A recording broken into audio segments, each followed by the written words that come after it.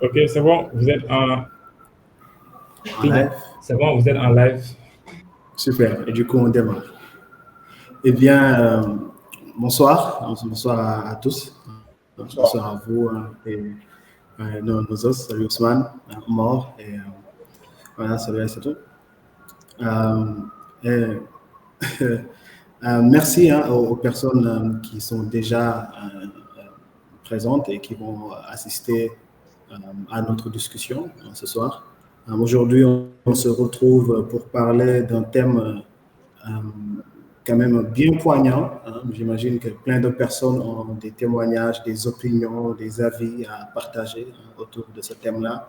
Et aujourd'hui, on a la chance d'avoir des personnes qui sont quand même, qui s'y connaissent bien, même, que ce soit en termes d'entrepreneuriat ou de diaspora, de programmes et tout cela. Donc, des personnes qui savent de quoi elles parlent.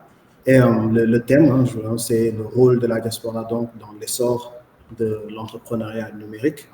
On pourrait ajouter en Afrique, mais je pense que ça fait sens. Et bon, sans plus tarder, je vais peut-être laisser nos invités se présenter à tour de rôle avant d'explorer justement les différentes questions qu'il y a et d'aller plus en profondeur sur le sujet. On peut commencer par Omar, ou sinon vous pouvez tirer à la courte paille pour voir qui commence. Je voulais laisser l'honneur à la dame, Aïssatou, mais je pense on peut faire ça si tu veux. Je pense qu'en tant que grand frère, elle ne m'en voudra pas. Très bien. Bonjour, je m'appelle Omar Diallo. Moi, je suis un peu aujourd'hui le trait d'union entre ceux qui vivent à l'étranger et ceux qui vivent au Sénégal parce que ayant eu par le passé le statut d'expat, aujourd'hui, je suis revenu au Sénégal depuis 2018 et j'ai lancé une de mes meilleures expériences entrepreneuriales, une fintech qui fonctionne toujours, qui s'appelle ID Smart, OEX ID Smart. Je suis également membre fondateur de Sen Startup. Et depuis 2023, nous avons lancé une future néobanque. Ce n'est pas encore devenu une néobanque. Pour le moment, on est juste en fait une plateforme technique qui est utilisée par environ 8000 personnes. On a lancé une fintech qui s'appelle Oria Technologies avec une offre qui est FinTra, fin du mois tranquille, qui fait des avances sur salaire. Alors, je suis également membre fondateur de cette startup. À part ça, je suis vraiment un adepte du Made in Sénégal. Pour moi, tout le monde ne peut pas être champion, mais ça, c'est ma bio. Hein. Je vous parle de ma biographie. Pour moi, tout le monde ne peut pas être champion. Tout le monde peut aider à créer des champions. C'est une très belle phrase. Mais il faut rajouter aussi, Ousmane, que tu es entrepreneur en série. Tu as fait Wari et plein d'autres choses, j'imagine. On pourra... Oui.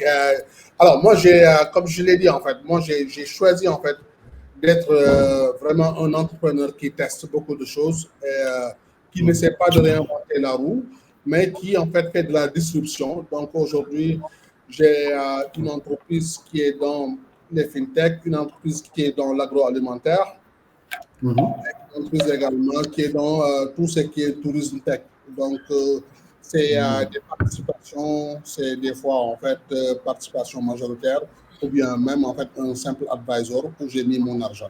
Donc, je suis dans ID Smart, je suis dans All Cash, je suis dans Olia Technologies, je suis dans Smart Food, qui est ma meilleure,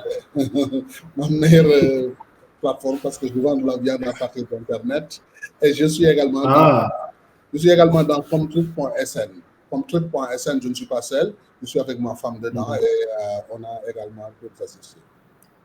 Super intéressant. J'imagine qu'on aura l'occasion dans la discussion d'en apprendre plus sur ce parcours et au moins on pourra bénéficier de toutes ces différentes expériences-là. Et voilà. Je vais parler de mes échecs. Oui, on ne parle pas assez des échecs. Donc, ce sera super d'apprendre des échecs de quelqu'un qui a réussi quand même quelques petites choses, enfin, petites, entre guillemets, pour l'humilité, on va dire. On peut peut-être passer à mort et terminer pour le meilleur, par la meilleure. Merci Bassirou et merci à Tech Afrique, je pense déjà pour l'invitation pour ce webinaire.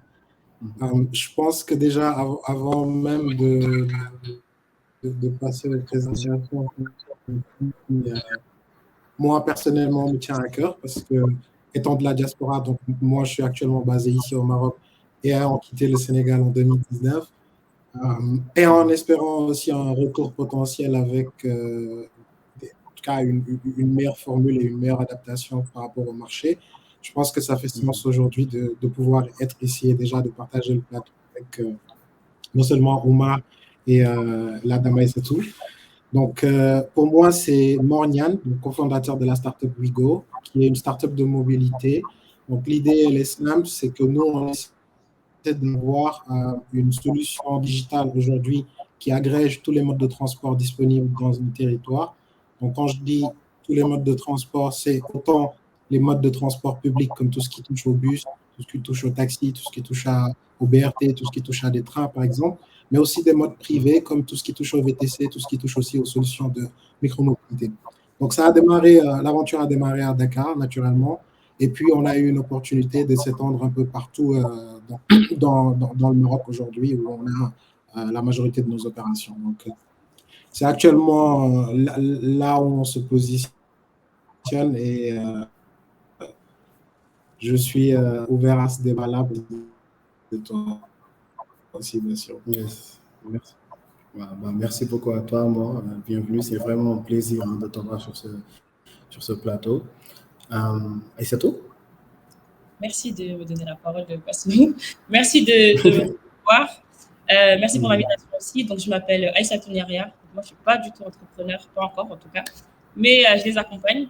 Donc, je suis programme manager dans le domaine de l'accompagnement à l'entrepreneuriat.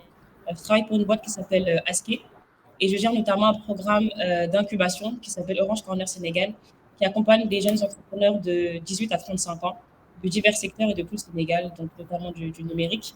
Je suis ici de la diaspora, comme vous l'entendez. Moi, ça fait 3 ans que je suis rentrée sur le continent. J'ai d'abord passé 2 ans au Mali.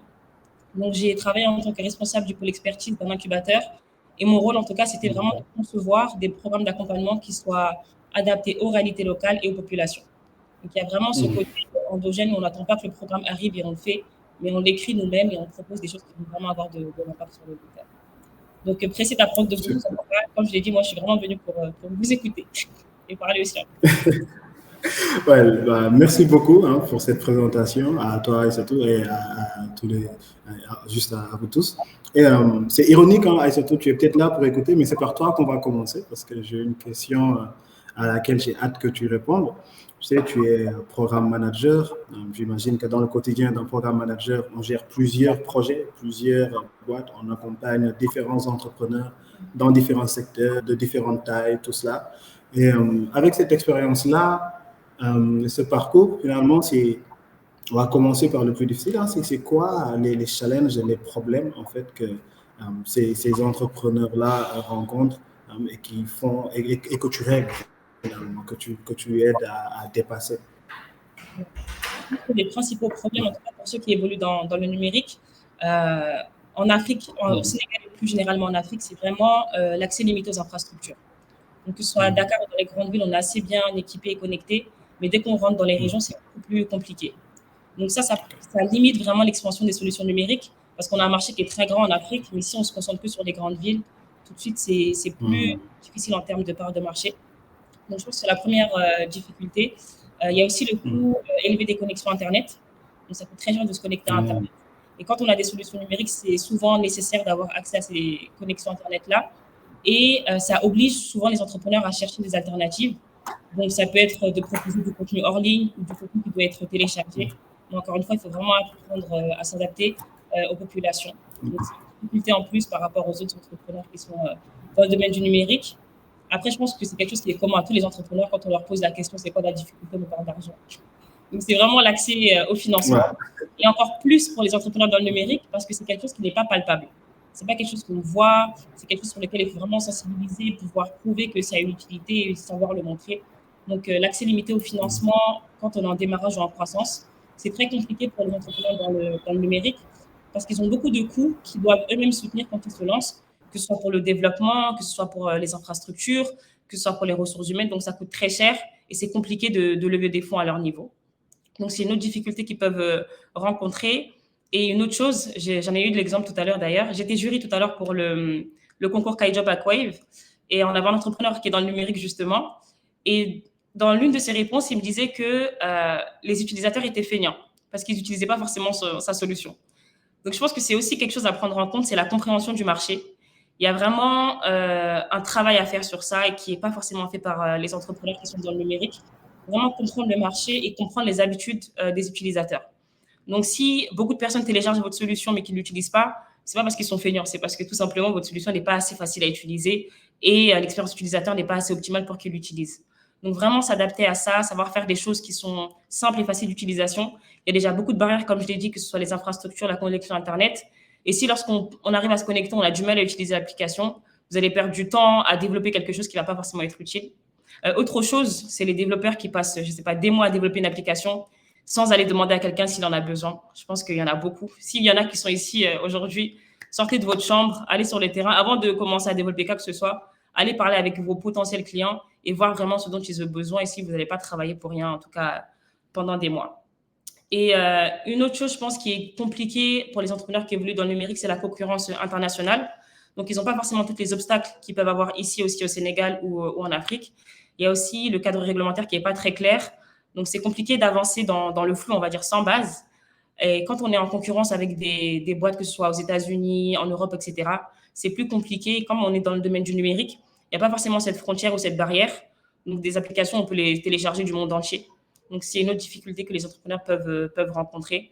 Nous, on les accompagne à travers des ateliers, des masterclass et des retours d'expérience. Et un point sur lequel on insiste beaucoup, c'est vraiment leur montrer des exemples pour lesquels ils peuvent s'identifier. Donc, c'est bien de parler de Steve Jobs, des choses comme ça, voilà, ça fait rêver, etc. Mais c'est vraiment important de montrer des entrepreneurs sénégalais qui ont commencé au Sénégal comme eux, qui ont pu surmonter des obstacles et qui vont leur permettre d'éviter beaucoup d'erreurs. Donc, on prend vraiment, ça nous tient vraiment à cœur, en tout cas, d'avoir des exemples endogènes et concrets et des personnes, voilà, des success stories sénégalaises ou africaines, en tout cas, qui peuvent les aider à grandir.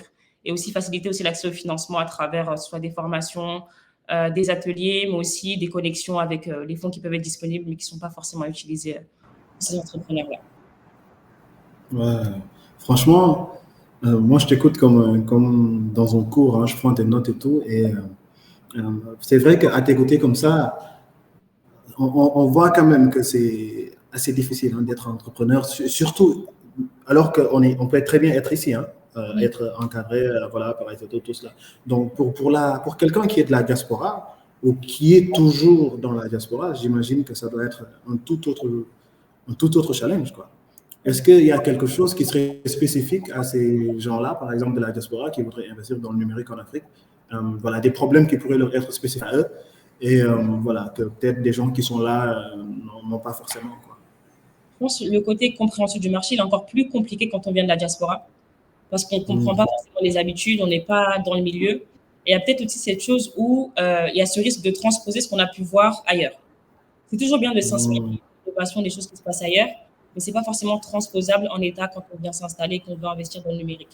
Donc, faire vraiment attention à ça, à ces biais qu'on peut avoir et vraiment s'appuyer sur les ressources locales. On parle beaucoup des compétences de la diaspora, mais il y a beaucoup de compétences aussi au niveau national, des gens qui savent bien travailler, qui savent ce qu'ils font. Donc, ne pas hésiter à s'associer, à demander, à poser des questions et à se dire que voilà, si quelque chose n'a pas encore été fait, il y a peut-être une raison. Voilà, on n'a pas une lumière éclairée qui fait que comme on vient de la diaspora, on va pouvoir faire quelque chose qui n'a jamais été proposé. Donc, vraiment s'appuyer sur l'existant et sur les ressources locales qui ont aussi des compétences et qui peuvent nous éviter beaucoup d'erreurs. Yes. Yeah. Merci beaucoup. Il me semble que c'est assez clair.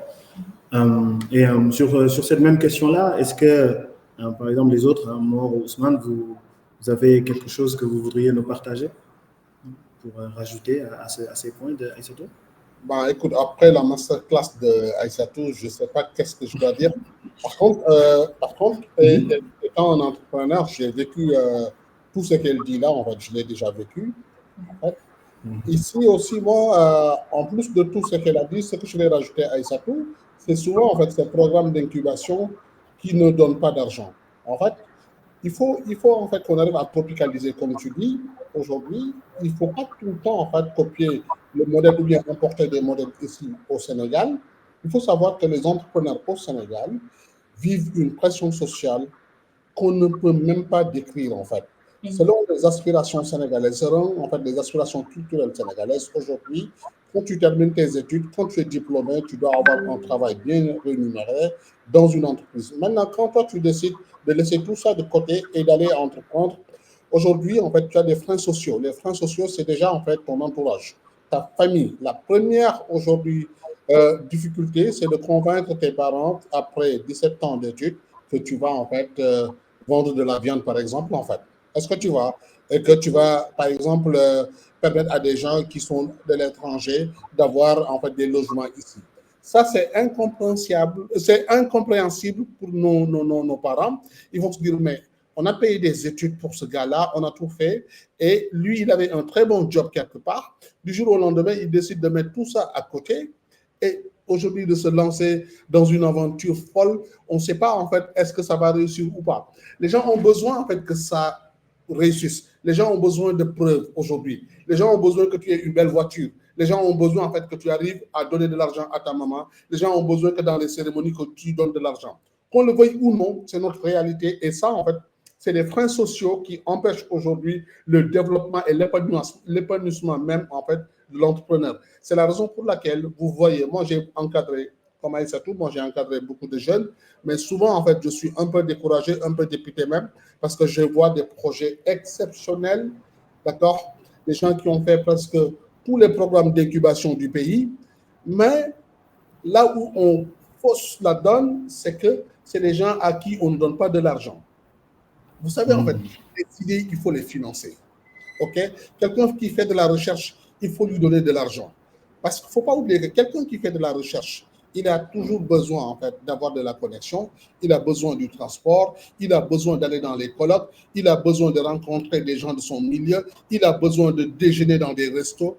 Et si aujourd'hui vous prenez une start-up, d'accord, vous l'incubez pendant 6 mois et vous ne lui donnez même pas $10,000, ce gars-là, il va sortir, en fait, avec beaucoup de regrets. Et demain, c'est un Atos ou bien un Sonatel qui va le voir et puis lui proposer un salaire assez moyen. Il va partir parce que lui, aujourd'hui, il va se dire qu'en fait, j'ai perdu beaucoup de temps avec des incubations. Tout le monde n'a pas aujourd'hui le courage que Mornian a eu. En fait, quand il a eu quelque chose d'exceptionnel et que personne ne l'a regardé, tout le monde n'a pas, en fait, ce courage-là d'aller voir ailleurs. Est-ce que je peux avoir des partenariats et est-ce que je peux m'expatrier? Vous voyez un peu. Tout à l'heure, on en parlait avant ce panel-là. On disait souvent, en fait, qu'on n'est jamais... nul n'est prophète chez soi, en fait. Des fois, il nous faut aller à l'étranger, prouver qu'on a fait des choses exceptionnelles avant qu'on nous reconnaisse ici dans ce pays-là. Moi, je vous donne une petite anecdote. Nous, on a lancé une offre qui s'appelait Fintra. Au Sénégal, on n'avait pas beaucoup de clients, mais il a fallu que Canal Plus vienne faire une émission sur nous pour que 14 pays nous demandent aujourd'hui d'avoir, en fait, des white labels. Vous voyez un peu. Mais en fait, mon cas n'est pas le cas de tout le monde. Ce qu'Aïssatou a dit, c'est très vrai. Un entrepreneur doit d'abord, en fait, régler un problème. Et souvent, on ne sait pas, en fait, régler les problèmes parce qu'on est tout le temps entre quatre murs. On ne sait pas, en fait, ce qui marche ou ce qui ne marche pas. Un entrepreneur doit avoir de l'argent. Qu'on le veuille ou non, on doit avoir de l'argent pour tester des choses, itérer des choses. Il faut qu'on ait de l'argent. Et c'est tout. Vous aussi qui êtes dans des programmes d'accompagnement, il faudrait que vous donniez à ces jeunes-là de l'argent. D'accord? Des $25,000, ça peut permettre, en fait, de gérer toute une année. Donc, bien, merci beaucoup. Super, merci pour ça. Et tu as aussi mentionné Mort, hein, et justement, Mort, moi, j'ai envie de te poser la question, mais est-ce que tu as reçu de l'argent, toi? Comment on fait, en fait? Comment on lance Wigo? Comment on quitte le Sénégal avec Wigo et qu'on part au Maroc, hein, pour s'implanter finalement et développer son activité à un niveau peut-être qui n'a pas forcément été accessible au Sénégal au début. C'est quoi l'histoire? Dis-nous. Et quand on était étudiant, donc à l'ESP, en digital, et qui essayait de voir sur les problèmes concrets, en tout cas, que la population rencontre, que nous-mêmes on rencontrait, par exemple, dans notre daily basis, de voir, OK, quelle réponse apporter aujourd'hui avec le digital. Ça, on va dire que peut-être c'est un peu la naïveté de se croire un peu dans la Silicon Valley où une fois que tu as une appli, bah, ça va, c'est bon. Le succès va venir et que voilà, tu vas enchaîner de levée de fonds en levée de fonds et que tout va se passer comme dans le film.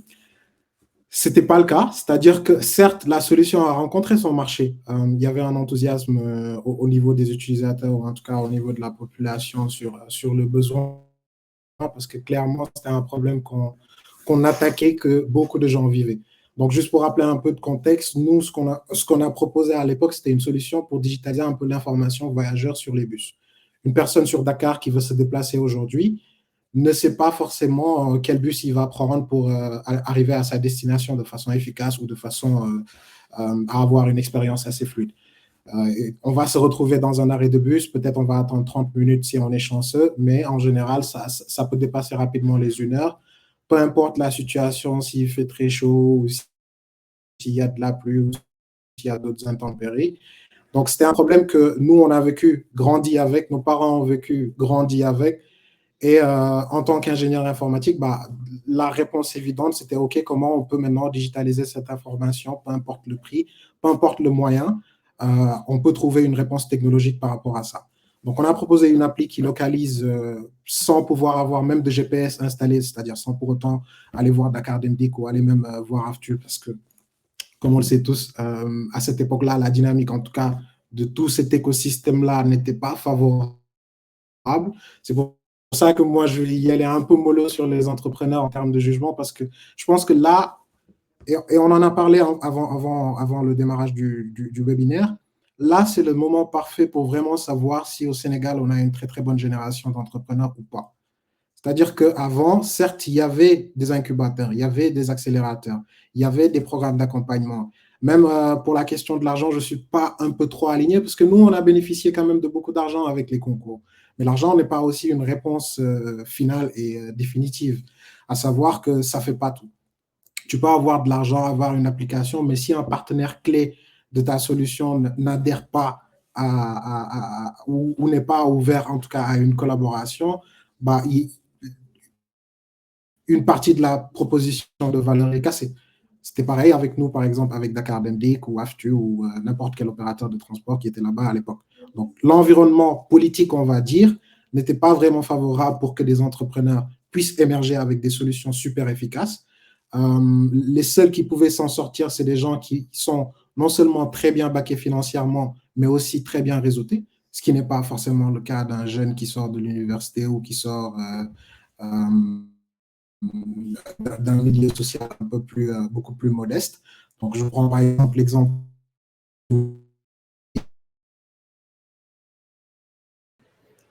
Mor, apparemment, on a un souci de réseau avec toi.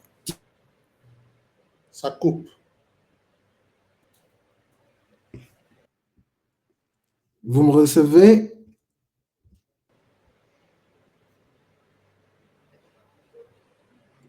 All right. Donc, tout ça pour dire que, certes, oui, on a besoin d'entrepreneurs de qualité, c'est-à-dire qui savent tester le marché, qui savent apporter des solutions aujourd'hui qui répondent à des problèmes concrets. Yes, aussi, on a et même dans l'environnement du pays en général, dans une nouvelle.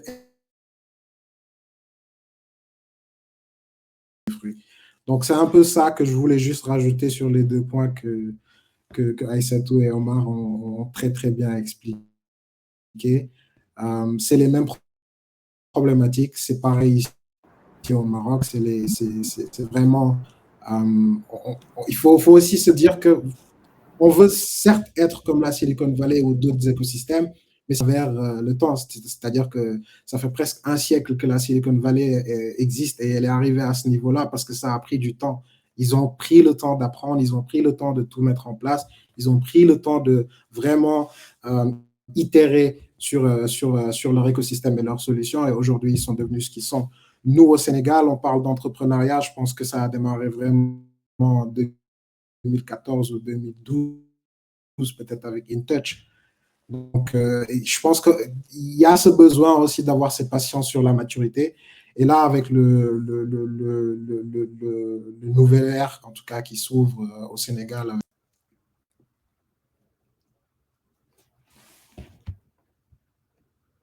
Peut-être juste pour... merci beaucoup, Amor. Et juste pour être sûr, on est d'accord, c'est les challenges qui ont poussé un peu vers le Maroc, ou c'est plutôt les opportunités du Maroc qui vous ont attiré? C'était quoi l'élément le plus important pour Les, cette transition-là? les deux dans le sens où, au Sénégal, on dit un truc, c'est que il y a le douteur buntu va pas de fenêtre. Donc, c'était réellement ça dans le sens où, certes, le challenge au Sénégal pour se déployer de façon significative et atteindre une certaine maturité en termes de traction pour pouvoir prétendre à des fonds sérieux, c'était pas possible. C'était pas possible, clairement. Il y avait tous les challenges qu'on vient de citer, donc manque de financement, surtout sur l'amorçage. Certes, tu peux gagner de l'argent avec des concours, mais ça va t'amener juste à un certain palier. Autre challenge, manque aussi d'opportunités de collaboration avec des acteurs, surtout si c'est gouvernemental, c'est pire, mais même sur les entreprises structurelles qui sont juste là-bas à jouer, c'était compliqué. Donc ces challenges-là ont fait que on aurait pu rester, on aurait pu essayer de se battre et essayer d'être patient sur ce sujet-là, mais à fortiori, on aurait échoué parce que voilà, c'était pas tenable. Omar l'a très bien rappelé, la pression sociale fait que si tu vas ramener quand même un semblant de revenus, en tout cas que ce soit pour les parents ou pour la famille, en tout cas pour avoir cette stabilité et ce focus-là qui va te permettre à l'entrepreneur de bien tracer, ça devient compliqué. Donc, quand c'est devenu vraiment tendu et serré, bah, j'ai rencontré mon associé qui est marocain. Et vu que notre solution était déjà un problème qui était récurrent, pas juste à Dakar, c'est-à-dire que le manque d'informations par rapport au transport public, c'est un peu partout en Afrique. C'est la même chose à Casablanca, c'est la même chose à Nairobi, c'est la même chose à Lagos. Donc, avoir une solution comme ça qui peut répondre, en tout cas, à des problématiques où tu peux vraiment scaler en termes de produits ou en tout cas en termes de marché, ça aide. Donc, quand j'ai rencontré mon associé et qu'il avait un peu les mêmes bases d'idées, en tout cas, sur ce projet-là, et que, voilà, en termes de fit, il y a eu ce match-là, ça s'est fait naturellement de voir, OK, c'est pas possible pour l'instant à Dakar, essayons de voir sur Casablanca qu'est-ce qu'on peut faire. Et Dieu merci, avec Casablanca, ça a marché. Bah, franchement, Dieu merci. C'est tout ce qu'on vous souhaite et encore plus de succès. Mais maintenant, quand je me dis ça, bah, Aïssatou et Omar, vous accompagnez des entrepreneurs, vous l'avez fait et vous continuez de le faire, vous conseillez, vous prenez peut-être des gens sous votre aile, tout cela. Mais si c'est aussi compliqué pour quelqu'un comme Mor, par exemple, plein de ressources, de compétences et qui est là, enfin, en tout cas qu'il était au moment de lancer son entreprise, son projet dans le numérique, pour quelqu'un de la diaspora, qui est loin et qui a en plus les mêmes challenges que quelqu'un qui est là et qui rajoute à ces challenges-là le manque de visibilité, le manque de traçabilité, le manque de confiance qui est réel, que ce soit en tes partenaires ou voilà, en des personnes, que ce soit dans leur mindset, leur moralité ou dans leurs compétences, tout ça. Et il y a aussi le fait que ces gens-là vont avoir un certain standard, certaines méthodes de travail qui fonctionnent probablement très bien là-bas et qui peut-être ne font pas du tout sens ici, parce que les réalités du contexte sont importantes, tu l'as cité tout à l'heure, Aïssatou. Du coup, pour cette personne-là, est-ce qu'il y a déjà des choses qui existent, des mécanismes, des organismes ou des gens comme vous, en fait, qui sont en place et spécifiquement qui s'occupent de les aider, eux, en particulier, à réaliser leur projet, à mettre en place ces choses-là? On peut commencer peut-être par Aïssatou. Il me semble que ton micro...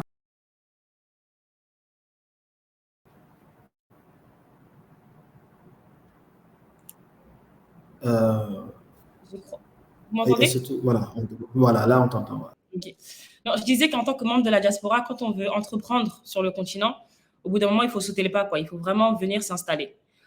C'est bien beau d'entreprendre à distance, de jongler entre les deux, d'avoir son travail et son business à côté, etc.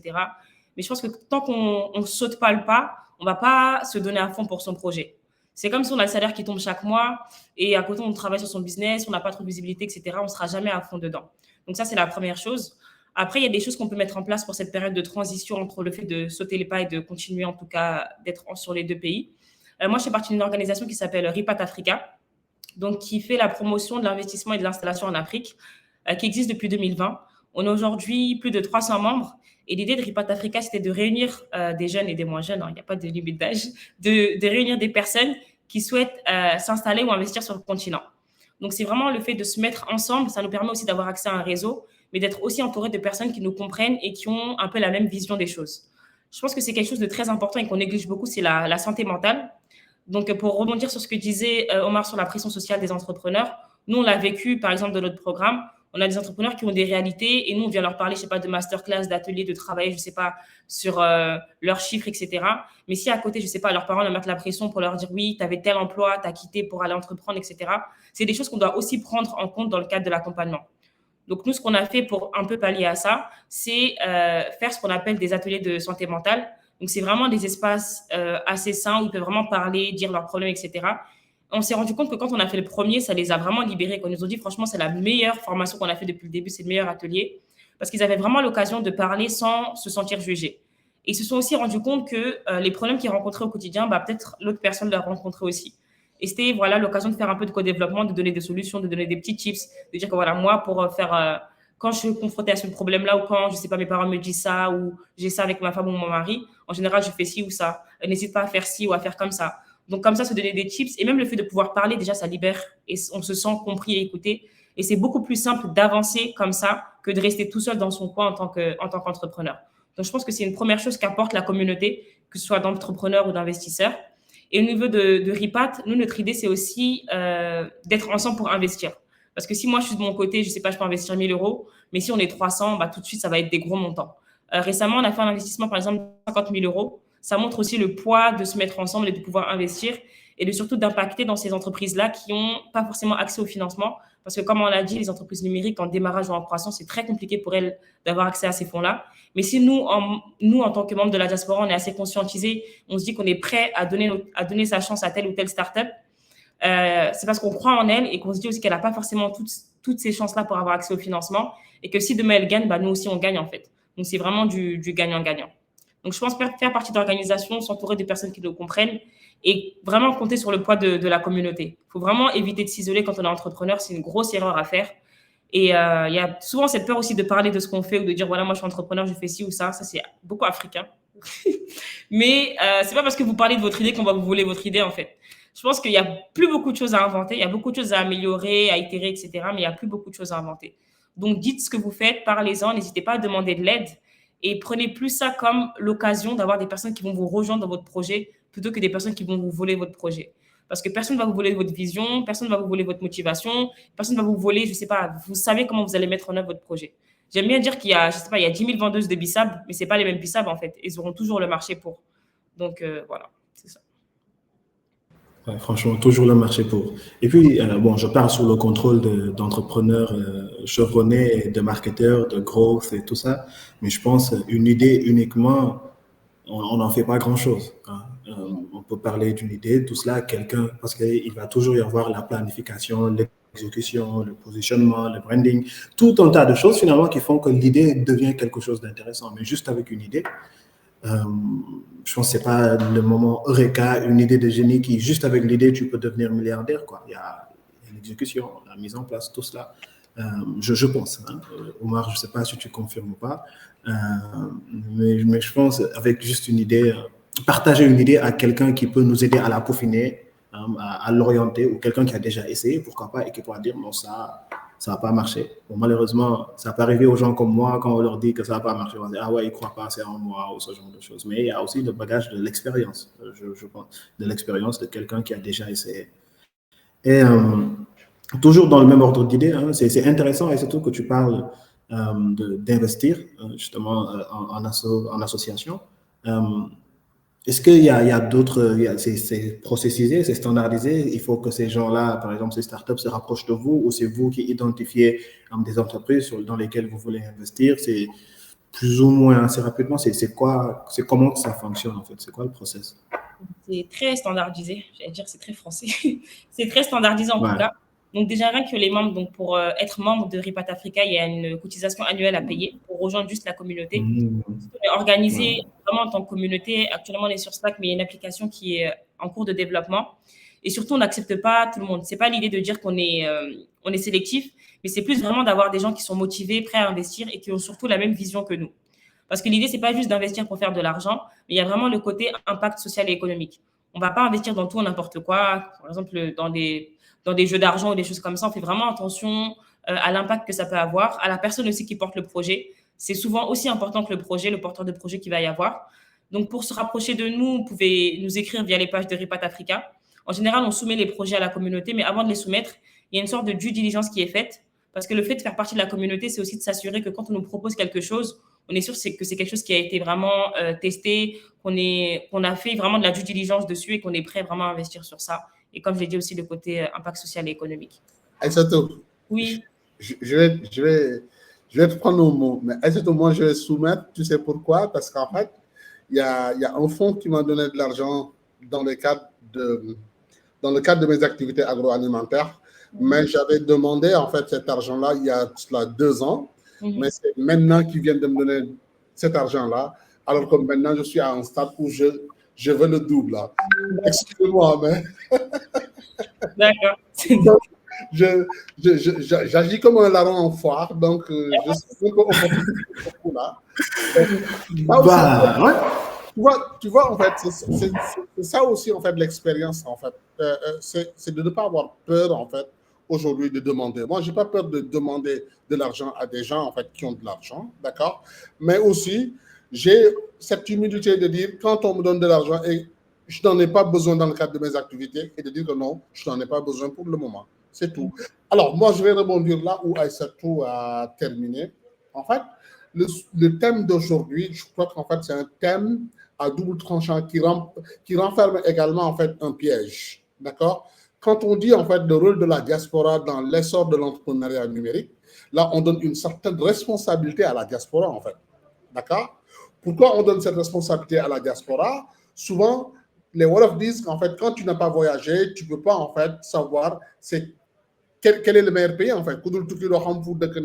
C'est juste, en fait, une tradition littérale que je suis en train de faire. Mais on découvre les bonnes choses en allant voyager, en allant, en fait, ailleurs. Et aujourd'hui, ce que la diaspora peut nous apporter, c'est énorme. Les gens ne doivent pas penser uniquement argent. Les gens doivent penser aujourd'hui tout ce qui est formation technique, tout ce qui est découverte. Il y a énormément de choses aujourd'hui que la diaspora peut nous apporter. Déjà, en fait, rien que le transfert de connaissances et de compétences, c'est quelque chose d'exceptionnel parce qu'aujourd'hui, qu'on se le dise, quelqu'un qui a vécu en France ou bien aux États-Unis pendant 10 ans, 5 ans, forcément, tu baignes dans une ambiance, dans un environnement où tu as vu en fait des choses de pays développés. Donc, tu voudras forcément les transposer chez toi.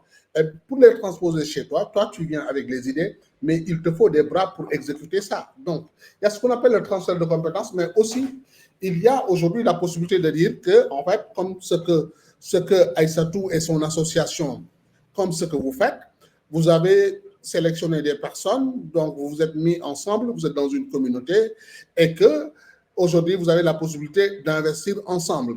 Peut-être que ce que chacun va contribuer, ce n'est pas exceptionnel, mais quand vous le réunissez et que vous nous donnez ça, ça devient un investissement colossal pour une start-up qui vient de démarrer ou bien une start-up qui veut aujourd'hui croître. Et au-delà de cela, il y a ce qu'on appelle la création de ces réseaux internationaux.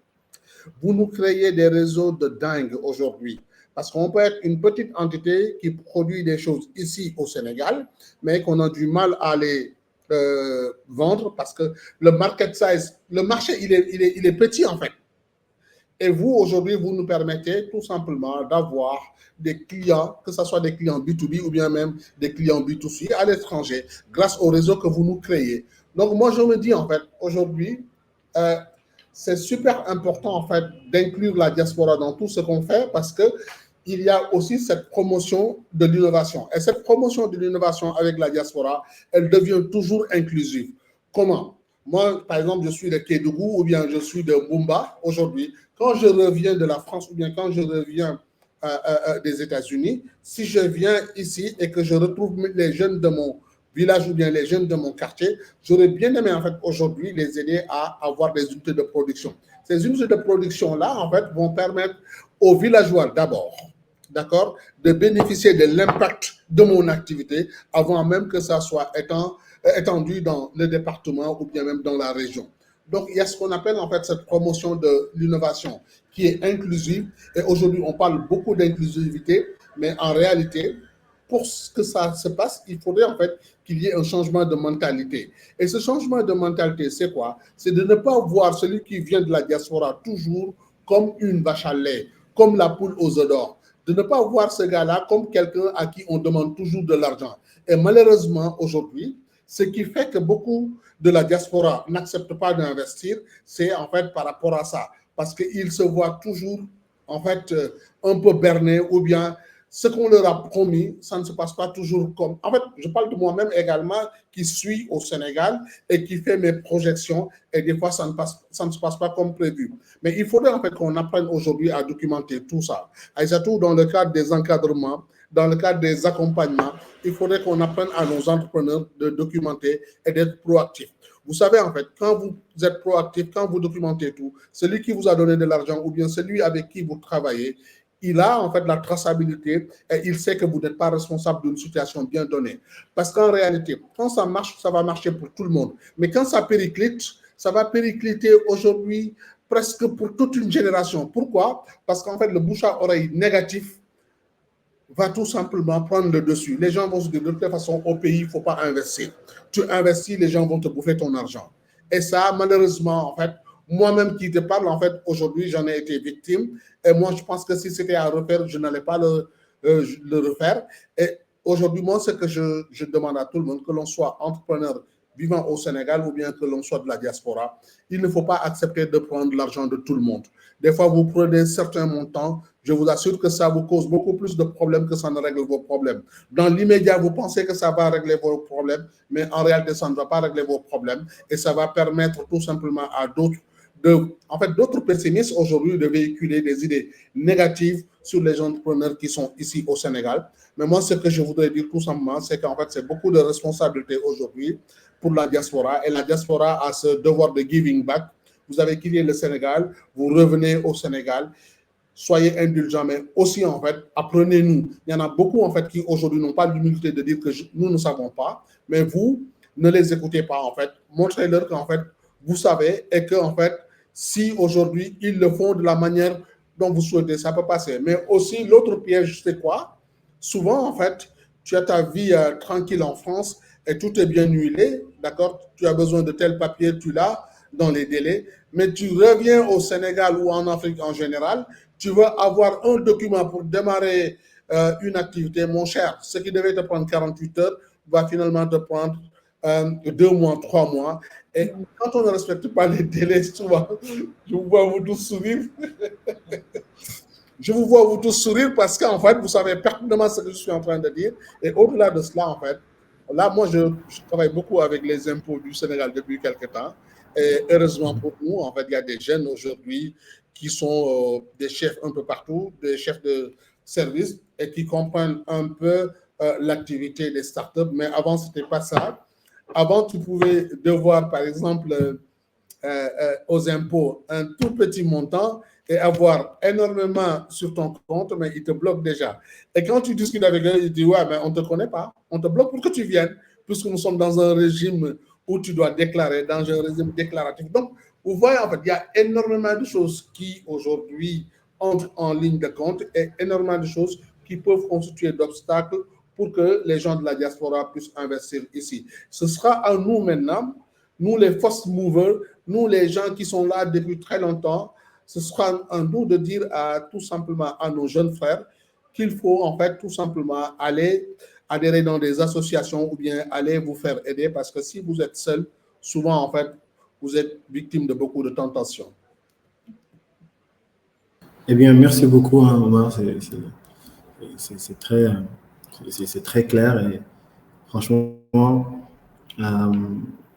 je pense que c'est bien résumé par rapport à ce point-là. C'est que déjà, il y a la responsabilité de la diaspora qu'on leur met, qu'on leur force un peu, et on dit même que c'est un devoir, n'est-ce pas, entre beaucoup de guillemets, mais voilà, c'est un devoir pour eux, mais c'est pas un devoir qu'on a rendu facile, quoi. C'est vraiment peut-être, c'est pas un devoir surprise, mais c'est quand même assez difficile, puisque ça peut être compliqué pour eux d'avoir de la visibilité, d'avoir confiance, tout cela. Mais je pense que les associations comme Repat Africa ou ce genre de choses, elles aident beaucoup.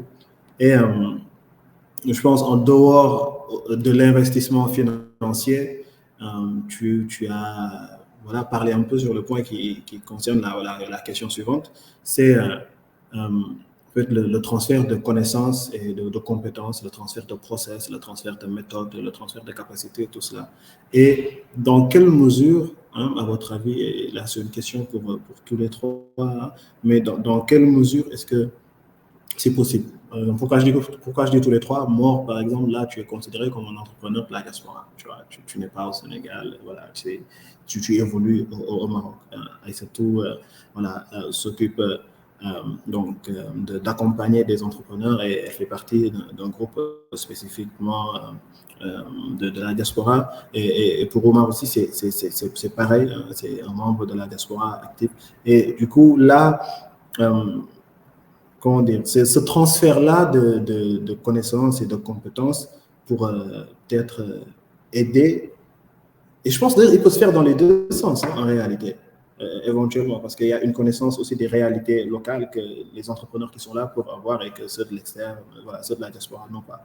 Mais qu'est-ce qui pourrait aider, en fait, vers ce transfert-là, vers cet échange-là, pour que l'entrepreneur local ou la personne qui accompagne des entrepreneurs ici et l'entrepreneur de la diaspora ou cette personne qui a des aspirations d'être entrepreneur depuis la diaspora, qu'est-ce qu'on pourrait mettre en place qui pourrait permettre cet échange-là de façon efficace et dans les deux sens? Bon, là, franchement, c'est celui qui veut le premier. Oui, c'est tout.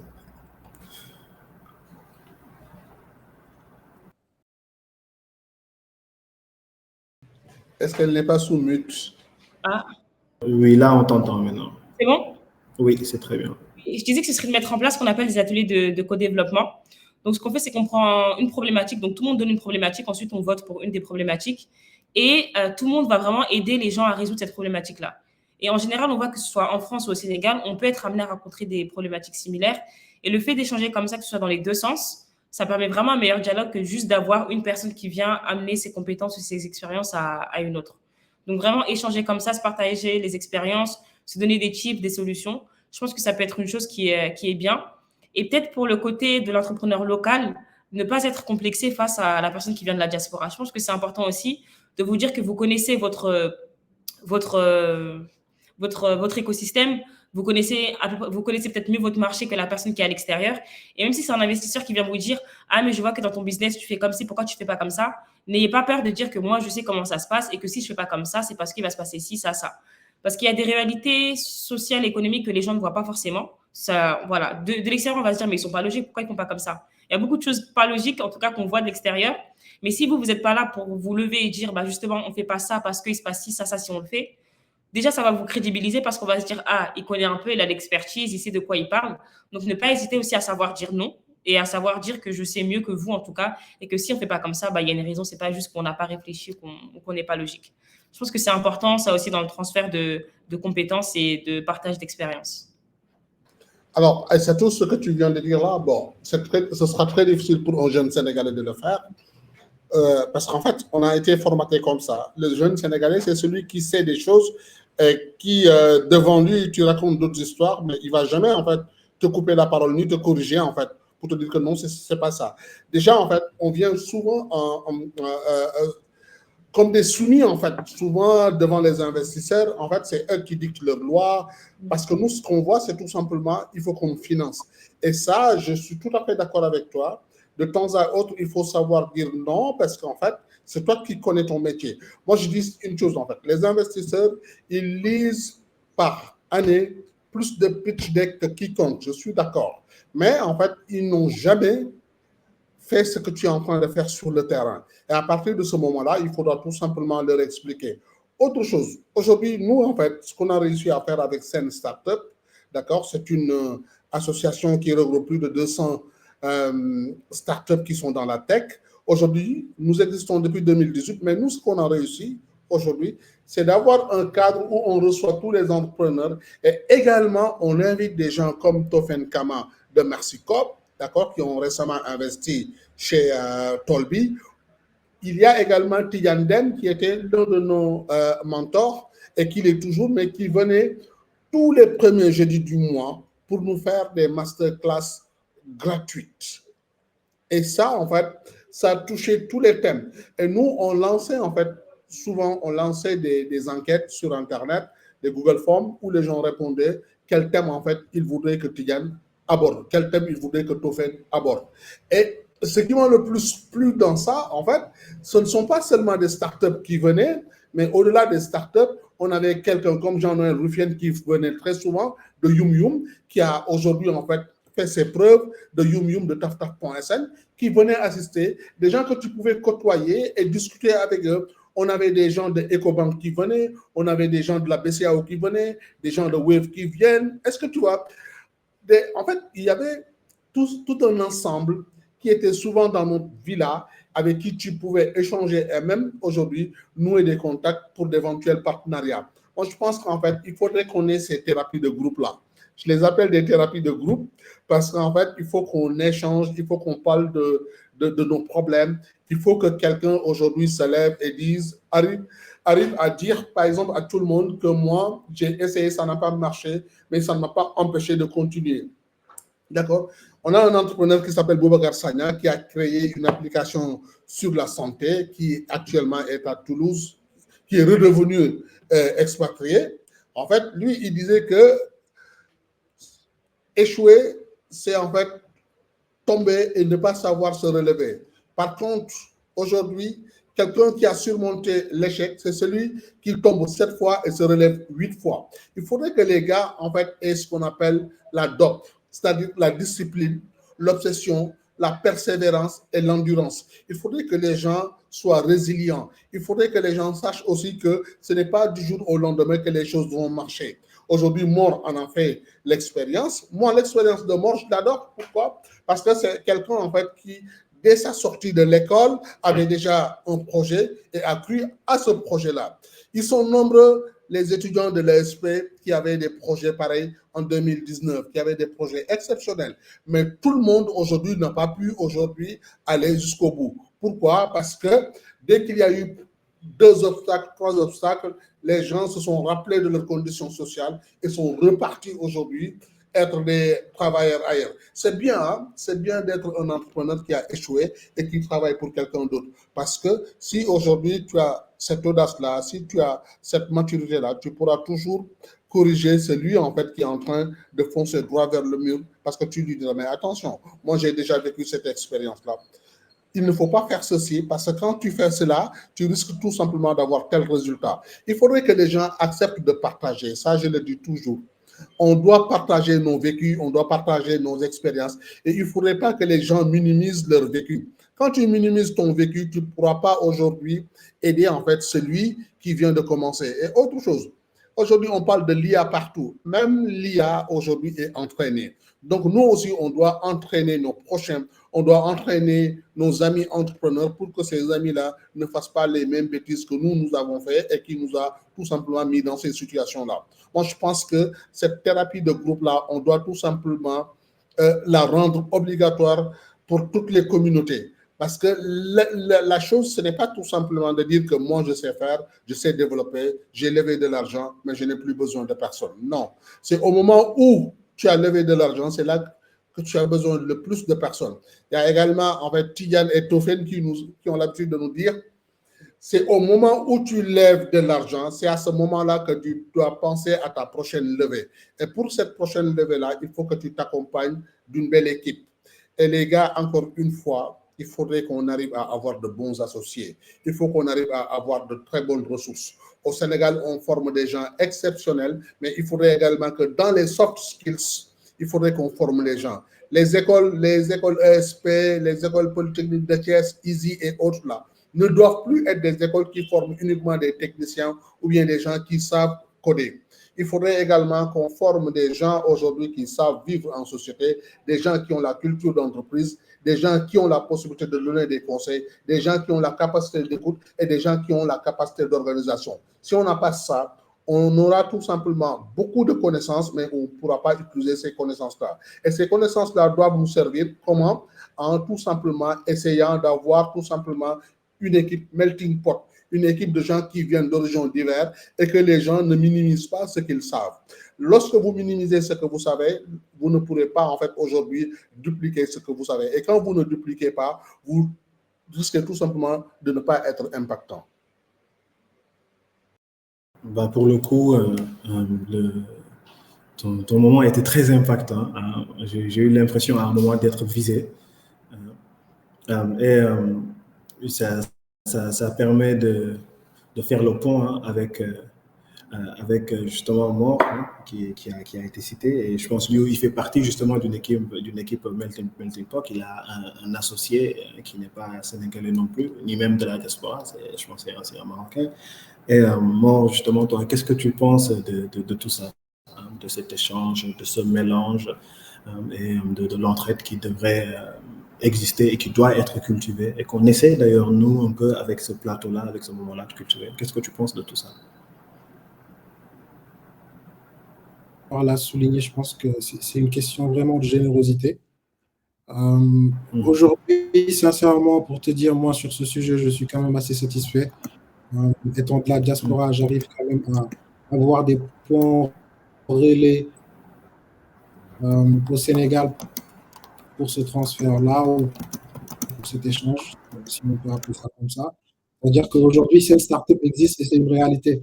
Si j'ai besoin de vraiment taper ou me connecter sur l'écosystème actuellement local, je sais vraiment comment arriver à cet objectif-là. Et cette startup en est juste un exemple, mais des exemples comme ça au Sénégal, il en existe des tonnes. Donc, juste ce plateau avec Tech Afrique en est un très très bon exemple, mais aussi je pense à l'ESP, il y a une forge là-bas qui permet aujourd'hui que ce soit même des alumni simples, même pas entrepreneurs, qui puissent revenir aujourd'hui aider la nouvelle génération dans leurs projets, dans leur développement. Donc pour moi, c'est vraiment une question de générosité. Il faudrait maintenant améliorer ce cadre-là, le rendre un peu plus structuré, un peu plus facile d'accès pour la diaspora, parce que des fois aussi, il y a une partie de la diaspora qu'on oublie, c'est les gens qui peut-être n'ont jamais eu à fréquenter le Sénégal ou qui sont partis depuis très, très, très longtemps. Ces gens ont peut-être perdu certaines connexions et certains réflexes. Et du coup, il faudrait un cadre beaucoup plus structuré aujourd'hui. Je pense à cette startup de vraiment step up sur un niveau de plus pour pouvoir permettre d'avoir cette visibilité pour ces entrepreneurs-là. Moi, je suis certain et persuadé que des talents sénégalais, ils en aient pouvoir revenir, en tout cas, à faire un échange ou faire un transfert de compétences. Et le seul problème, ou en tout cas la problématique qu'ils rencontrent, c'est OK, comment s'y prendre? C'est-à-dire, je ne vais juste pas débarquer au Sénégal et demander où sont les startups.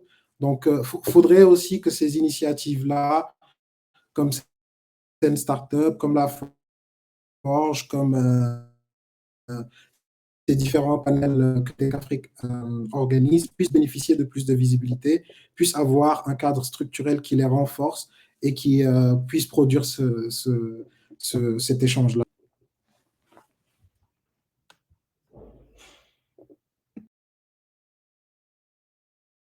Tu es en mute, Bassirou, tu es en mute. Eh bien, merci beaucoup.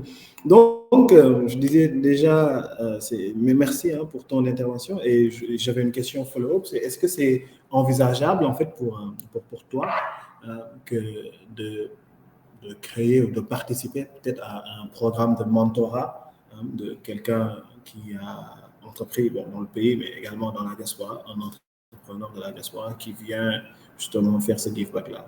Parce que si c'est intéressant pour toi, peut-être qu'Aïssatou pourrait mettre quelque chose en place, tu vois, et voilà, des personnes comme toi et d'autres pourraient y participer. Du coup, comment tu verrais, toi, un programme de mentorat tu vois, entre les entrepreneurs de la diaspora et d'ici?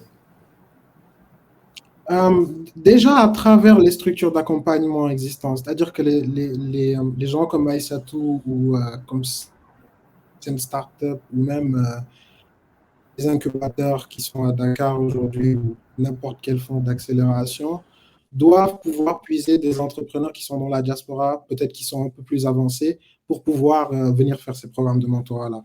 Donc, c'est quelque chose qui se fait dans les écosystèmes plus développés, c'est-à-dire qu'ils ont essayé de nouer un certain réseau des entrepreneurs qui sont prochains au stade supérieur, qui vont passer le relais à la nouvelle génération, si on peut l'appeler comme ça.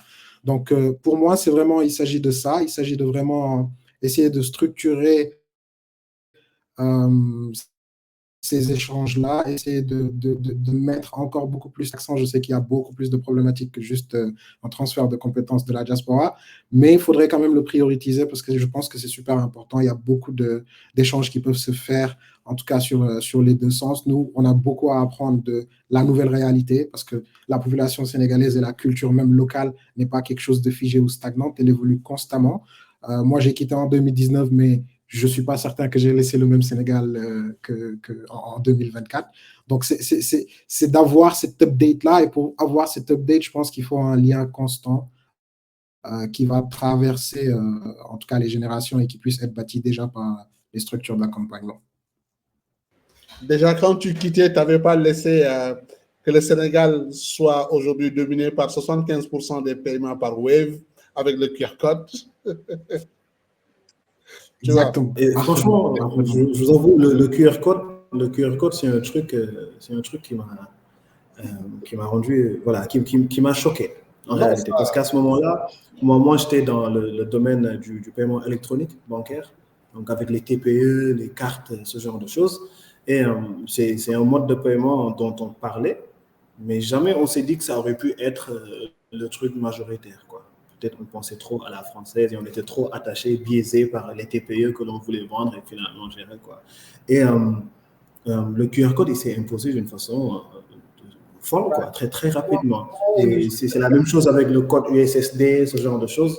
Tu sens que le code USSD et la façon dont il est utilisé ici, c'est pas pareil. Hein?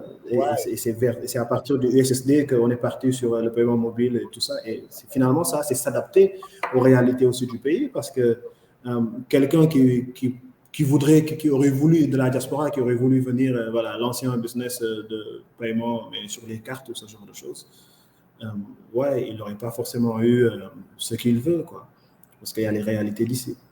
Du coup, c'est un truc de fou, hein, les QR codes. Pour te raconter une anecdote, j'ai récemment reçu des amis nigérians et sud-africains ici. Quand ils ont vu comment, en fait, le QR code dans les marchés, on était au marché Tcharoy, mais quand ils ont vu, en fait, comment les gens utilisaient le QR code, ils étaient choqués. Ils ont dit, en fait, même au Nigeria, on ne paye pas comme ça. J'ai dit, mais non, vous ne connaissez pas encore le QR code ici. Ça fait maintenant 3 ans que les gens l'utilisent. Il faut également saluer un peu le travail de toutes ces structures-là qui permettent de mettre le Sénégal sur le spotlight aujourd'hui. C'est vrai que les gens de la diaspora aujourd'hui, la diaspora sénégalaise, elle est exemplaire, la diaspora malienne, la diaspora guinéenne, ainsi de suite, c'est des travailleurs. Mais s'il y a une chose en fait qu'on doit aujourd'hui à la diaspora sénégalaise, c'est que c'est une diaspora qui importe toujours des choses qui sont très bonnes de l'autre côté et ici et essayer de les adapter. On avait commencé avec Diop vis-à-vis, je ne sais pas si vous vous rappelez de ça, vous êtes un peu jeune pour vous rappeler de ça, mais en fait, il avait gagné un procès avec Vivendi et il avait installé des bus de Saint-Louis à, comment on appelle ça encore, de Saint-Louis à l'université. À Sanar, en fait, Saint-Louis-Ville à Sanar. Et lui, ce qui s'est passé, en fait, il avait juste créé un truc qui ressemblait au truc de webcam là, qui permettait aux étudiants et à la diaspora d'appeler ici en Afrique et de se voir. Et il l'avait appelé vis-à-vis, sauf que lui, son vis-à-vis, c'était VIS, @VIS. D'accord? Et Vivendi avait lancé une marque vis-à-vis avec 2 Z. Et il a fait le procès, il a gagné énormément d'argent. Il nous a acheté des bus. Juste pour vous dire, en fait, l'impact des gens de la diaspora. Les gens de la diaspora, ils voient des choses qu'ils nous amènent ici, ou bien ils travaillent avec nous dans ce sens-là. Ils exploitent ce qu'on appelle un filon. Et ce filon-là peut tout simplement déboucher à ce que Ousseynou Diop a fait. Il a gagné un procès. Il a pris le bus pour avoir beaucoup plus d'impact social. Donc, vous, les gars de la diaspora, moi, aujourd'hui, je m'adresse solennellement, je profite de cette tribune. D'ailleurs, merci Bassirou, d'accord? Je profite de cette tribune pour en fait inciter les gens de la diaspora à aller rejoindre des associations comme l'association dans laquelle se trouve Aïssatou aujourd'hui, pour que les gens tout simplement puissent contribuer à leur manière. Nous, ici au Sénégal, on contribue à nos manières, d'accord? On essaie de financer des gens, mais on n'a pas assez de moyens pour le faire. Mais le temps soit peu qu'on a, en fait, on essaie tout simplement de relever des jeunes. Mais vous, de l'autre côté, mettez-vous en communauté, intégrez ce genre de structure-là et ayez de l'impact, ayez beaucoup plus de l'impact. C'est bien d'avoir un immeuble, d'accord, mais vous n'allez pas faire travailler beaucoup de gens. Mais quand vous investissez dans un fonds tel que le fonds de Repat Africa, par exemple, vous allez tout simplement avoir beaucoup plus d'impact. Ça, c'était mon clin d'œil à Aïssatou. Ouais. C'était un très beau message. Et pour le coup, on va passer la balle à Aïssatou, justement. Est-ce que toi aussi, tu as un message que tu voudrais faire passer? Peut-être pour rebondir, moi, j'invite vraiment les entrepreneurs sénégalais à communiquer.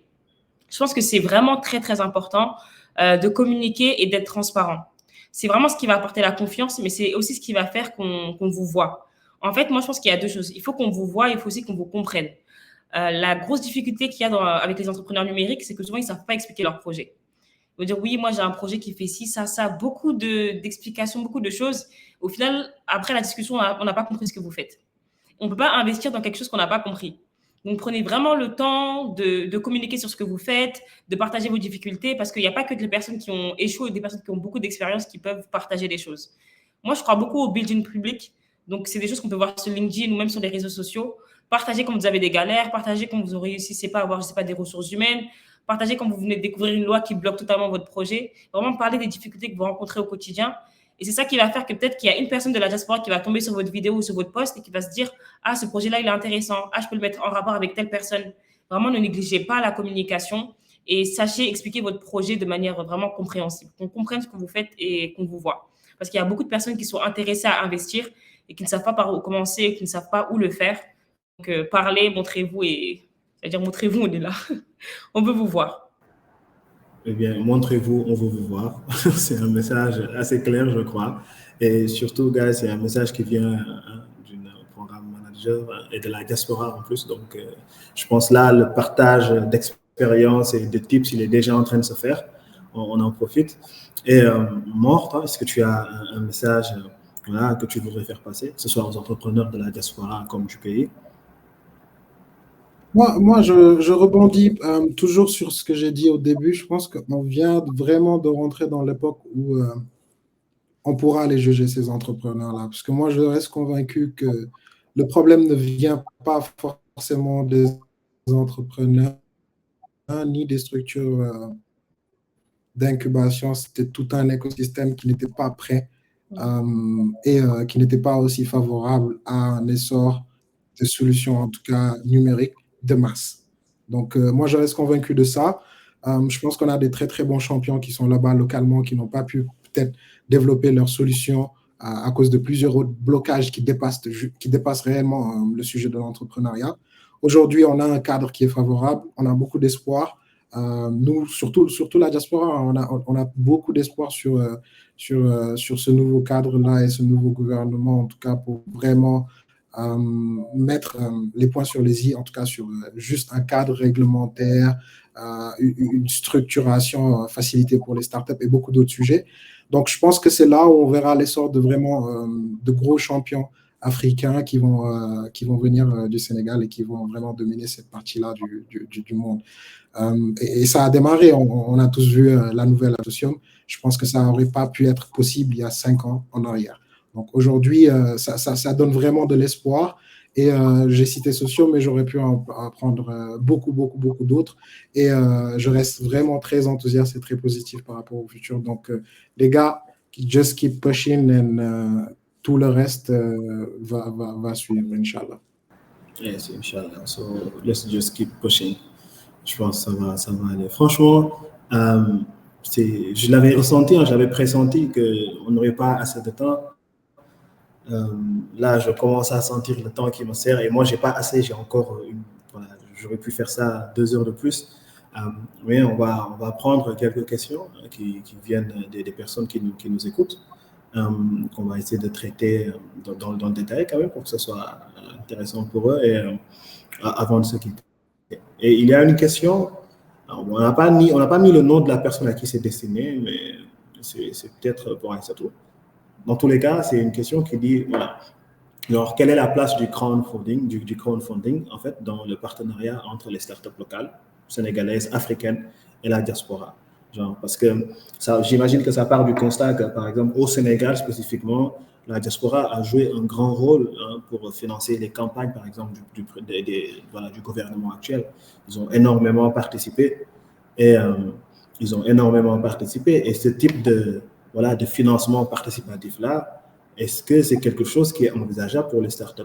Et ça, je rajoute à la question pour plus de contexte. Vous savez, il me semble, surtout que tu avais parlé de 50 000 euros, ce qui est quand même une somme de 150 000 euros. Voilà, et c'est une somme très importante, en effet. Mais pour quelqu'un, par exemple, pour une startup comme Socium comme Mor a cité, ou pour d'autres qui, par exemple, auraient besoin d'1 million d'euros, est-ce que, voilà, est-ce que c'est ça, je rajoute ça juste au contexte, est-ce que ce serait envisageable avec le crowdfunding et comment ça marcherait? D'accord. Donc, l'idée avec RIPAT, c'est vraiment de grandir. Donc, aujourd'hui, on est 300. L'idée, c'est d'être peut-être 3 000, demain 30 000, mais vraiment d'avoir cette communauté-là qui est organisée. Parce qu'il y a beaucoup d'associations qui existent, d'organisations, etc. Il y a beaucoup de projets qui sont financés, mais malheureusement, tous les fonds qui sont envoyés, je pense qu'on le dit souvent, mais les fonds qui sont envoyés par la diaspora, ça dépasse l'aide publique au développement, l'aide au développement. Et ça montre que la diaspora a cette capacité financière-là. Mais souvent, c'est pour financer des choses qui sont autour de la santé, de l'éducation, des choses comme ça. Donc, il faut vraiment savoir se structurer et pouvoir rediriger ces fonds-là en investissement. Mais pour ça, il faut être structuré. Il y a quelques plateformes de crowdfunding qui existent déjà, mais c'est souvent pour financer des petits montants et des petits projets. Donc, je pense que c'est bien de prendre le temps de bien se structurer pour pouvoir avoir ces gros montants-là. Et je pense que c'est vraiment une solution pour financer ce genre de projet. Et comme l'a dit Omar, ce n'est pas qu'une question d'argent, parce qu'au niveau de RIPAT, ce n'est pas juste de l'investissement comme ça, c'est des participations. Donc, on estime que quand on investit dans une boîte, elle nous appartient aussi. Donc là, il y a vraiment toutes les expertises qui se rejoignent. Il y a des boards qui sont créés. On peut conseiller que ce soit l'entrepreneur, faire des mises en relation parce qu'on a des personnes qui sont un peu partout dans le monde. Il y a aussi cet accès-là au réseau. Parce que le fait d'être un entrepreneur sénégalais qui est tout seul dans son coin comme ça, lorsqu'on a un investissement qui vient par exemple de RIPAT Africa, on a aussi accès à des expertises, à un réseau et à la possibilité de pouvoir s'étendre et d'avoir des partenariats à plus grande échelle. Donc, je pense que c'est ça aussi qu'il faut prendre en compte et prendre le temps de bien grandir. Donc, RIPAT Africa, aujourd'hui, 3 ans. L'idée, c'est que dans 5 ans, on puisse investir des millions, j'allais dire des millions d'euros, de dollars dans plein de startups. Donc, c'est ça aussi la vision qu'il y a derrière. Eh bien, moi, j'ai hâte. J'ai hâte qu'on en soit à ce point-là. Omar, est-ce que tu as quelque chose que tu voudrais rajouter sur cette question?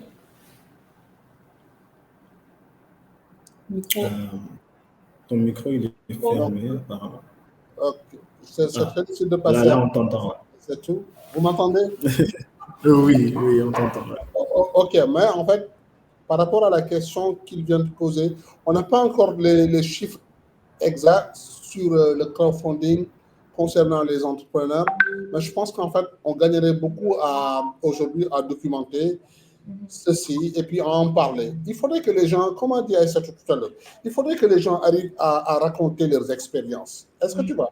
Si tu dis, par exemple, moi, je viens d'avoir $10 000 ou bien $20 000 de Madial, d'accord? C'est une plateforme de crowdfunding et des gens ont cotisé pour que je démarre mon business. Ça va encourager d'autres personnes à mettre leurs sous. Et je vais vous dire une chose, en fait. C'est vrai, hein, les gens lèvent 5 millions de dollars, 4 millions de dollars, 1 million de dollars, mais 90% des entrepreneurs n'ont pas encore ce besoin d'argent-là pour le moment. C'est des gens qui ont besoin de moins de 25 000 dollars ou bien de 30 000 dollars. Maximum, si tu leur donnes 50 000 dollars dans certaines activités, tu as fait leur affaire. Tu vois, les gens qui sont dans l'agriculture et qui veulent démarrer une campagne, du jour au lendemain, tu leur donnes 20 000 dollars. Je te dis, en fait, tu ne sais pas ce que tu viens de faire parce que c'est exceptionnel. Par exemple, là où ils doivent acheter le kilo de semences de maïs hybride à 3 500, si toi, tu viens aujourd'hui avec 6 millions pour leur donner, c'est des gens qui vont te dire qu'en fait, la campagne va durer 4 mois, d'accord? Et durant ces 4 mois-là, moi, j'ai de quoi payer de l'eau, j'ai de quoi payer mes ouvriers et j'ai de quoi, en fait, nourrir ma famille. Vous voyez un peu, c'est de petits montants, mais qui ont tellement d'impact aujourd'hui.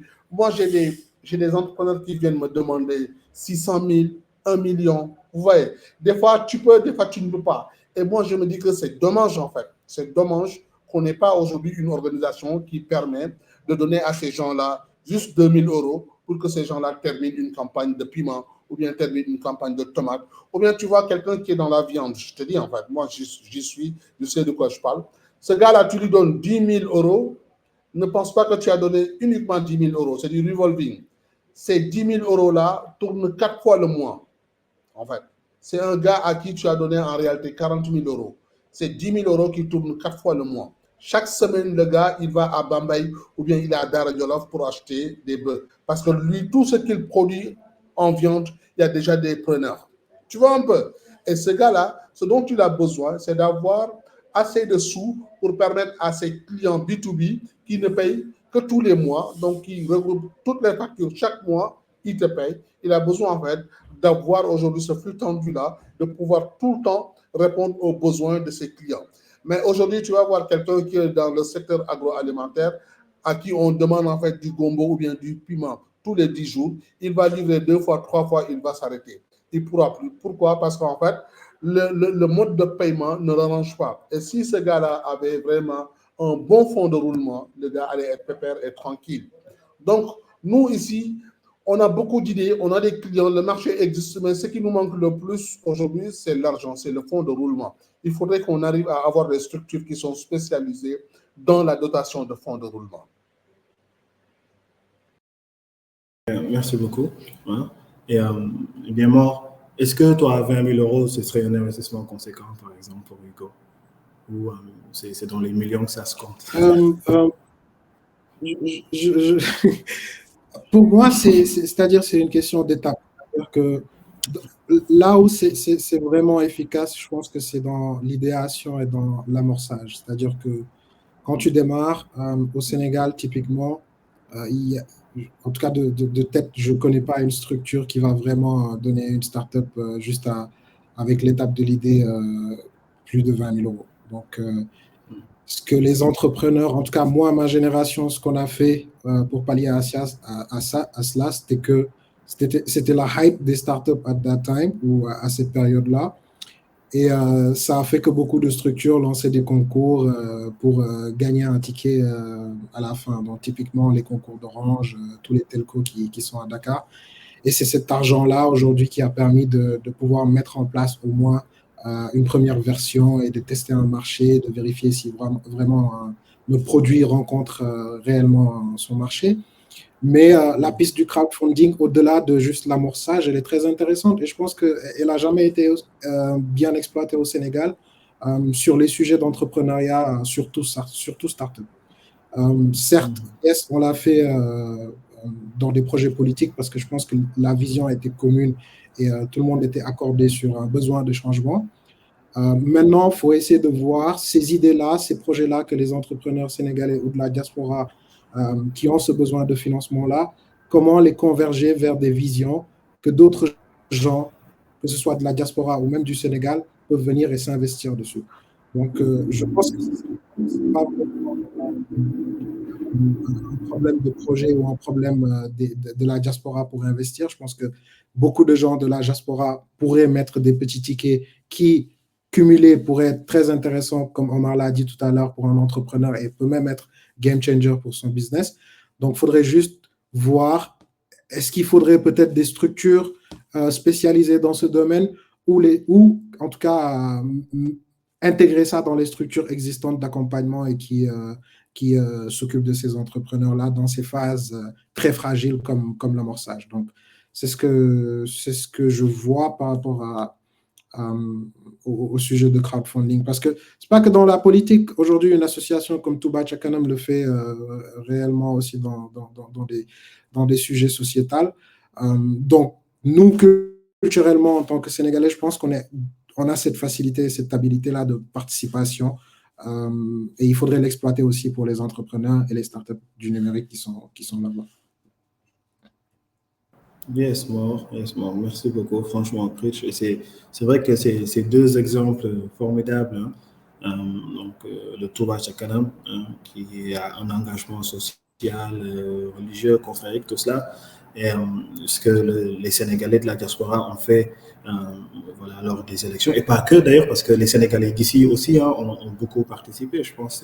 Et ça, c'est quand même quelque chose qui est possible parce que les gens, comme vous l'avez dit, ils se retrouvent dans une idée, dans des valeurs, dans un projet. C'est-à-dire, on ne va pas faire du crowdfunding, on ne va pas faire participer les gens autour de fonctionnalités. C'est pas par rapport à ce que tu fais tout simplement ou les fonctionnalités que tu as que tu vas faire investir un groupement de personnes. C'est par rapport à un impact voulu, c'est par rapport à une histoire racontée, c'est par rapport voilà, à des engagements, des enjeux, et c'est ça qui fait que les gens s'engagent finalement. Et oui, ce n'est pas évident du tout, mais voilà, et à vous entendre, hein, vous exprimer sur le sujet, je me dis quand même que on peut être très optimiste par rapport à ça.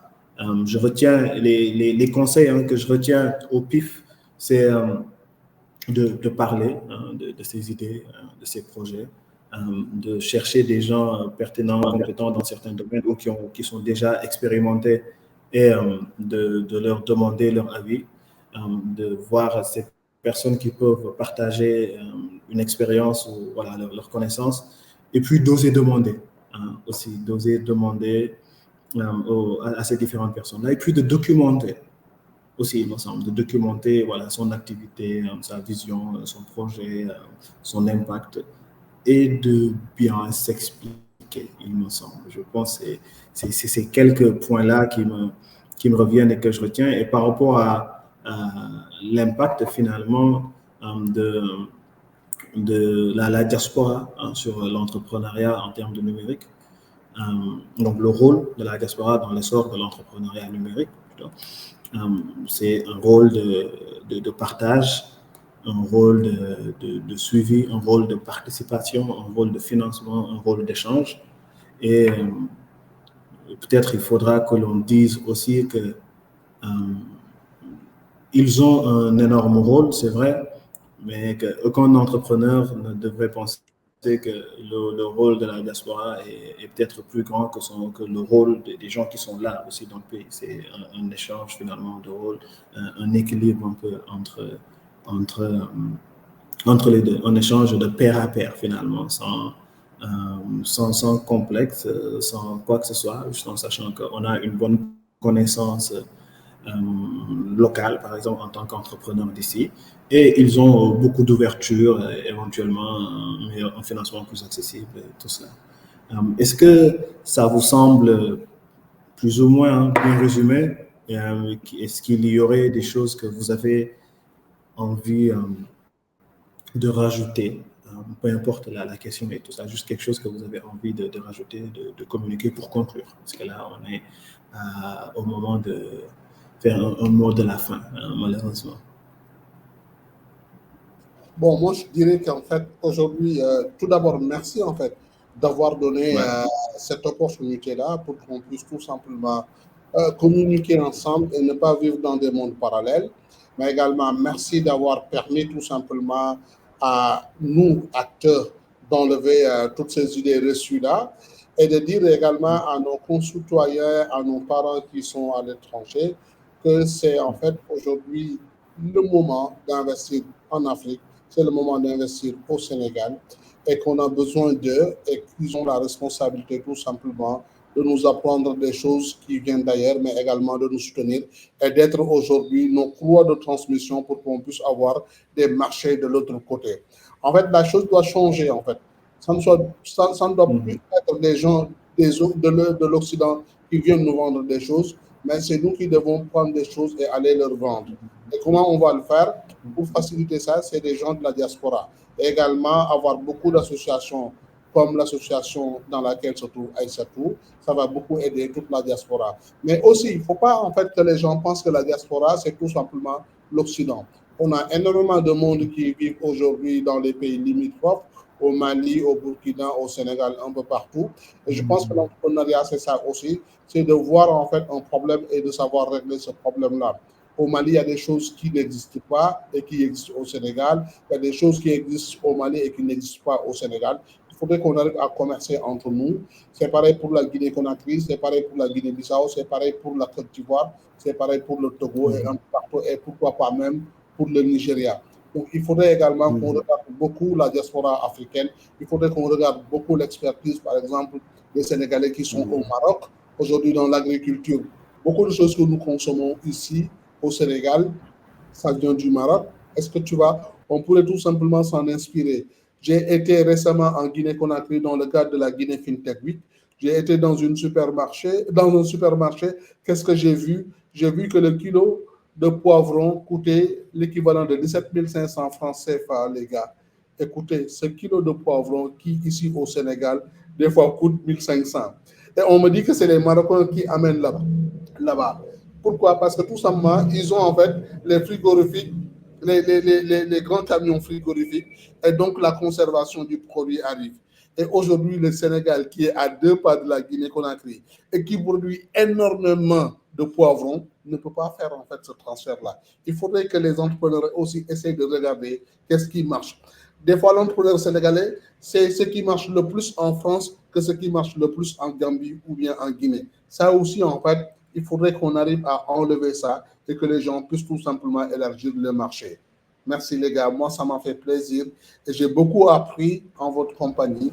J'aurais bien aimé en fait que ça, qu'on le duplique à nouveau. Ouais, je pense que ça, il faudra qu'on le refasse. Et ce qu'on retient, c'est qu'il faudra partir des problèmes qui existent, des problématiques, plutôt que de partir d'une idée. C'est tout. Là encore, le micro il est fermé. Oui, vous m'entendez? Non, je disais que j'appuie vraiment tout ce que Omar a dit, que vraiment il a tout dit. Et vraiment insister sur le fait qu'on a vraiment besoin de toutes les bonnes volontés, de toutes les expertises. Comme il a dit, c'est pas la diaspora, c'est pas qu'en Europe ou aux États-Unis. La diaspora, elle peut être partout. On a vraiment besoin de tout le monde pour avoir cet écosystème qui soit vraiment inclusif et prospère. Parce que c'est vrai, on parle d'inclusivité, de collaborer, etc. Mais l'idée derrière, c'est de faire de l'argent, quoi. On est vraiment pour gagner de l'argent aussi. Et ça passe par le fait d'avoir accès à un réseau, par le fait d'avoir accès au financement, mais aussi par le fait d'avoir accès à des marchés. Comme là, il donne l'idée du poivron. S'il n'avait pas voyagé et vu ça, il n'aurait pas eu l'idée de dire « Ah, ce serait intéressant de voir cette chose-là ». Donc, vraiment penser de ce fait-là qu'on a besoin vraiment de l'intelligence collective et de tout le monde pour avoir cet écosystème-là qui soit fort et prospère pour le Sénégal et l'Afrique de manière générale. Et merci beaucoup pour l'invitation. C'était très intéressant. J'ai beaucoup appris aussi. Bon courage à tous. De rien. De rien, c'était très intéressant pour nous aussi, hein, particulièrement pour moi. Mais ce qu'on retient de ton message, c'est finalement profitons les uns des autres, quoi, mélangeons-nous, voilà, apprenons. Yes. Et Mort, un dernier mot? Moi, je rajouterais juste peut-être que je pense qu'on peut tous être optimistes par rapport à l'avenir, surtout par rapport à cette jeunesse-là qui en veut et qui essaie d'exprimer ça de toutes les façons possibles. Je pense qu'au Sénégal, on a l'avantage ou la chance d'avoir tous les éléments qu'il faut. Faut maintenant juste essayer de voir comment créer ces ponts-là sur ces éléments-là et de construire quelque chose de solide. Et un point assez intéressant aussi et important, je pense peut-être ça peut être un sujet pour un prochain webinaire, c'est de voir, OK, une fois qu'on aura construit des champions locaux, comment maintenant la diaspora peut impacter pour les aider à s'expandre dans d'autres territoires. Je pense que ça, c'est vraiment aussi une question sur laquelle il faut qu'on essaie de tous réfléchir et de voir quel support quelqu'un, par exemple, qui est au Maroc peut avoir pour une startup qui est au Sénégal, qui souhaite étendre son marché et proposer une solution, par exemple, au Maroc. Donc, c'est tout ce que je voulais rajouter et je te remercie, Bassirou, ainsi que Tech Afrique pour l'invitation et ainsi aussi Aïssatou et Omar. J'ai beaucoup appris aussi et apprécié la conversation. J'espère qu'on aura la chance d'échanger encore beaucoup plus dans le futur. Eh bien, j'espère aussi. Merci beaucoup, Mort. Merci, Aïssatou. Merci, Omar. Mort, j'espère que tu ne vas pas nous charger cette idée que tu viens de nous partager. C'est un sujet dont il faut que l'on parle et on en parlera très probablement sous peu de temps. C'était un panel de qualité, hein, je m'en doutais et voilà, c'est devenu très clair pour moi. Un panel de qualité, hein, on n'aura jamais assez de temps, mais je suis sûr qu'on refera ça hein, très prochainement. Peut-être avec les mêmes participants, pourquoi pas, essayer de traiter de cette question-là en particulier.